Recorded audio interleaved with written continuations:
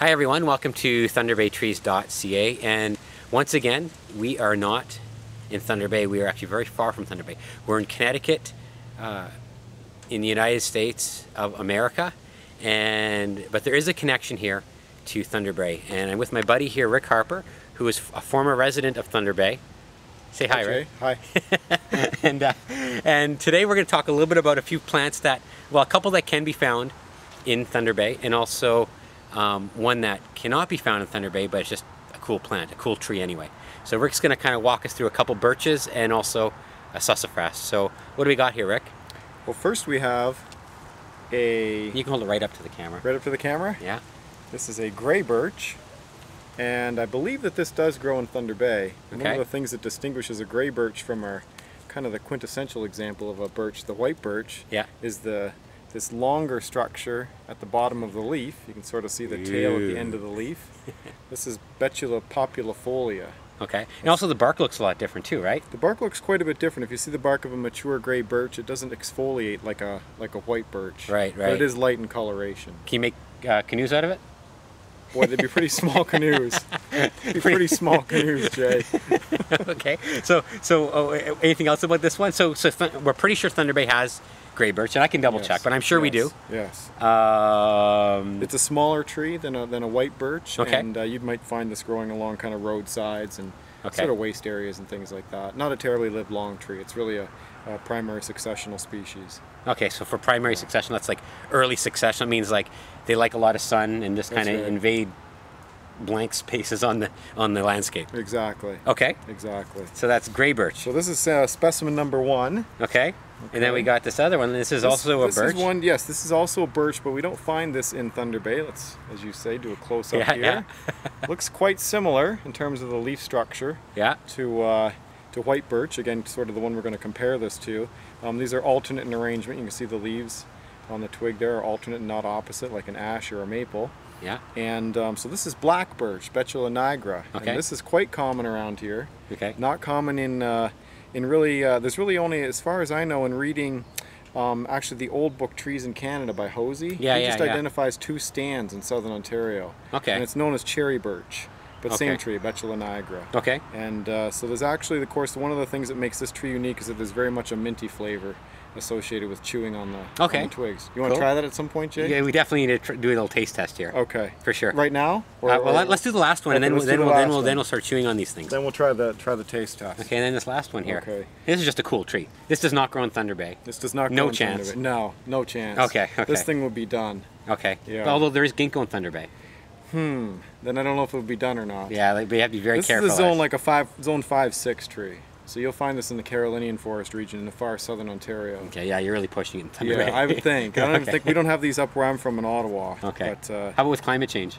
Well, I guess it would depend on where it is in the provenance zone, wouldn't it? Yeah, we get technical here, huh?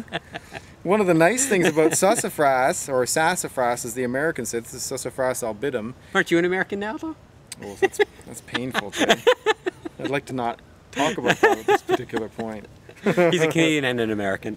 So the nice thing about this tree, or sort of the unique thing about this tree, is that it actually has 3 different forms associated with the leaves. They again are alternate, and this is the leaf with 3 lobes. You can see the 2 sinuses very clearly. Yeah, yeah. So specimen number 1. Yeah. And then we would have them also with no lobes, just an entire leaf. It looks like little mittens, like you know the greys. You know those aliens, those greys. I don't actually. The aliens, like you know the conspiracy theories. They have 3 fingers, I think. Really? Yeah, it looks kind of like little mittens for greys. Interesting. That's very unique. Sorry, and then there's a 2-lobe, and then there's the no lobe, and then the entire leaf, and then the one actually that I handed to you has... Did I pick it off? I might have picked it off. Okay, let's see if you left... You didn't leave my leaf on there. That's okay. We'll look for it somewhere here. No. I don't see it. Here we go, right here. Here we go. Here's the... Oh, okay, there we go. This is we just see 1 sinus right here on the leaf.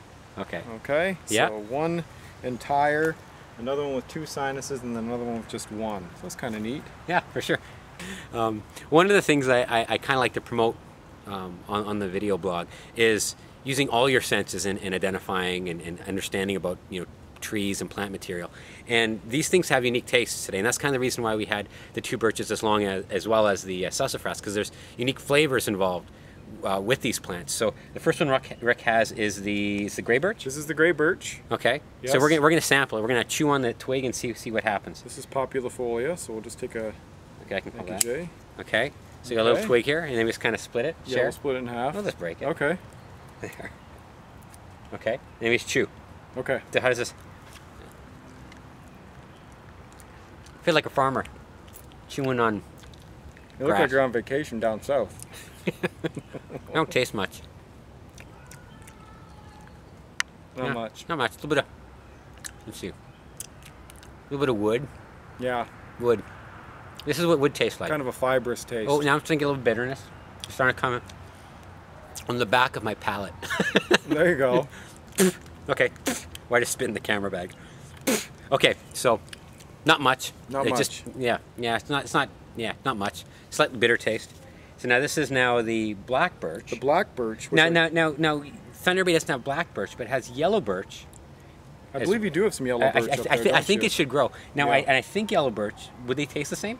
Probably, It tastes, yeah, quite similar. Similar. Yes, I have chewed on them both. Yes. Now, I think the wintergreen taste in this is a little stronger. Okay. In the black birch. Okay, and black birch and yellow birch, one of the easy ways is the bark, I think, right? Yes. Because yellow birch kind of looks like a yellow version of white birch, kind of. Sort of.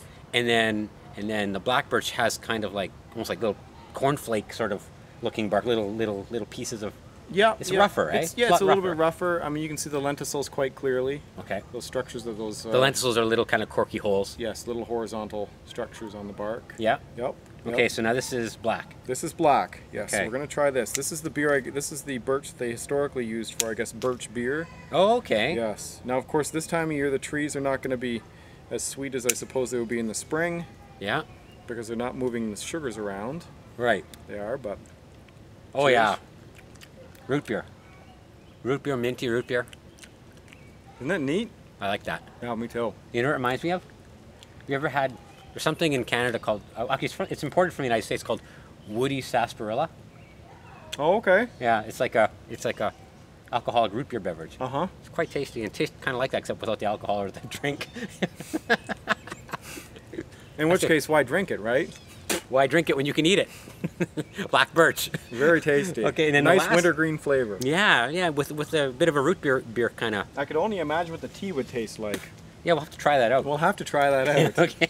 And then the last one is sarsaparilla. Sassafras. Or sorry, sassafras. Sorry. Yeah, that's okay. Right, sarsaparilla is something else. That's all right. You get slivers in your mouth of this. Yeah, it's probably why it's not in any restaurant menu. Right? Yeah, like it's probably Cheers. hard to cheers click. Okay. Oh yeah. Again, Wow, huh? that's nice. You know, for a twig. Yes. You know, for chewing on wood. I don't know about you, but I don't need supper now. I've had my daily fill of fiber. Yeah, just watch out on the other end. Look at that. It's all chewed up. I think they believe you. Yeah. That's kind of nice. Yeah, I wonder if we can use this as a flavoring. Yeah, I think we need to try this out. They do, yes. Yeah. What if you can import this to Canada? Well, apparently you can. You can buy sassafras tea commercially. Okay. But apparently they've isolated one of the compounds in here to be carcinogenic. Oh. Yeah, back in the 60s and 70s, so it's really never made much more headway onto the market, probably because of that. But then these days, what isn't carcinogenic, right? This is true, Yeah, right? right. Even the air you breathe. Even the air you breathe. Sometimes. Indeed. So good. That was much more enjoyable than your spruce edition, wasn't it? Yes, this is much more enjoyable than spruce tea. So I think you summed up, or your buddy summed up as gross, grosser, and grossest. that was one of us who said that. This was what, neutral? It would have been neutral. Actually, I think the middle one is the best. The birch. I like the black birch the better. black birch. Yeah. So neutral. Pretty good, and then okay. Okay. That's how I'd say. How about you? Okay. How about you? Yeah, that's good. Yeah? Okay, good. So there you have it, guys. Rick Harper from Connecticut, formerly Lakehead grad and Thunder Bay resident with thunderbaytrees.ca. I am Jay. Thanks for watching.